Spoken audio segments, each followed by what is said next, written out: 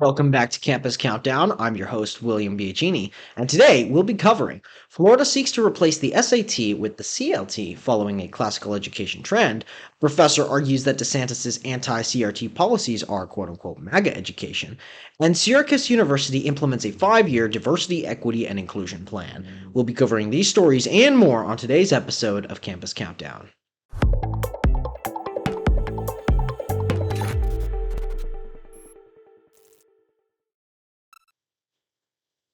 For our number 3 story this week, Florida Governor Ron DeSantis' ongoing feud with the College Board has called attention to alternatives in standardized testing methods, including the Classical Learning Test, or CLT for short.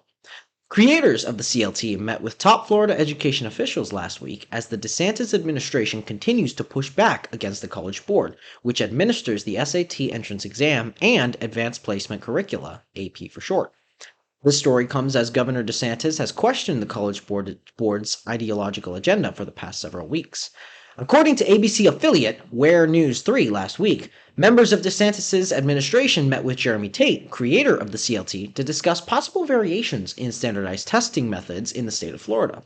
After being accused on Twitter that CLT is right-wing, Tate took to the platform on February 17th to state that, quote, "The difference between CLT and College Board is that they censor people of faith. CLT does not. We test a student's ability to read something they disagree with without having a meltdown," end quote. CLT differs significantly from the SAT because, unlike the SAT, the CLT tests students using excerpts from key individuals in the Western tradition, including Plato, Aquinas, Montesquieu, and Mark Twain. This relates directly to a current trend being covered by campus reform, in which universities that are offering a more classical education are seeing increasing enrollments, despite an overall decrease in enrollment nationwide.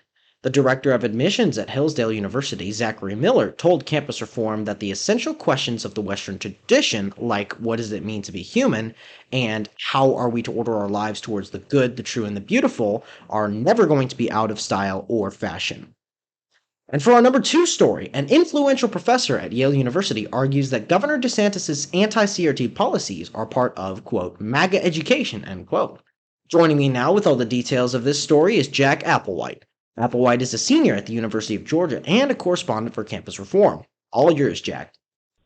On February 3rd, a panel discussion at Yale University discussed an AP Black History course that Florida's Department of Education claims violates the Stop Woke Act.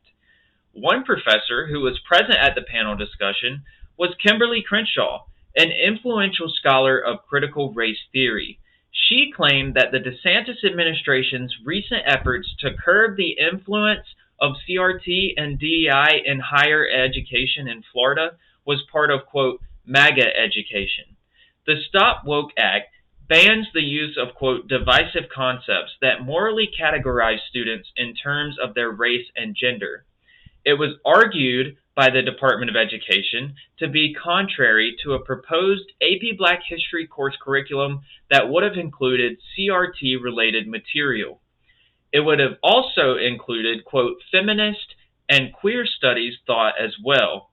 In her address at the panel discussion, Professor Crenshaw accused the DeSantis administration of, quote, hoping to sow a dissatisfaction with public education in order to dismantle it.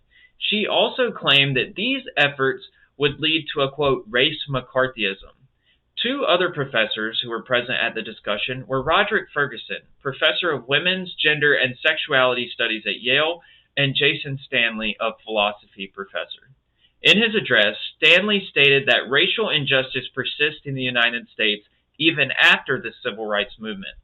And regarding mass incarceration, he said that we have, quote, ended up with resegregation. Stanley continued by saying that he has learned much from a colleague at Yale who studies what he described as, quote, the myth of racial progress. Back to you, William. Thanks, Jack. For our top story of the week, Syracuse University, SU for short, in New York recently released its first draft framework for its strategic academic plan, in which the school affirms its commitment to diversity, equity, inclusion, and accessibility, DEIA for short. The drafted plan is a 5-year roadmap outlining 10 goals that the university wants to reach by the year 2028. This marks the first academic strategic plan that SU has released since the year 2015. One of the goals it currently aims to achieve is to further prompt DEIA programs on the SU campus. Part of the draft reads, quote, "We will demonstrate our commitment to being an inclusive campus that supports human thriving and a sense of belonging for all students, faculty, and staff of any ability, orientation, or background, with particular attention to the experiences and success of underrepresented minorities, international students and faculty, the disabled, the LGBTQ+ community, and Native Americans." End quote. The draft reinforces SU's commitment to DEI principles and proposes several concrete ways to demonstrate it.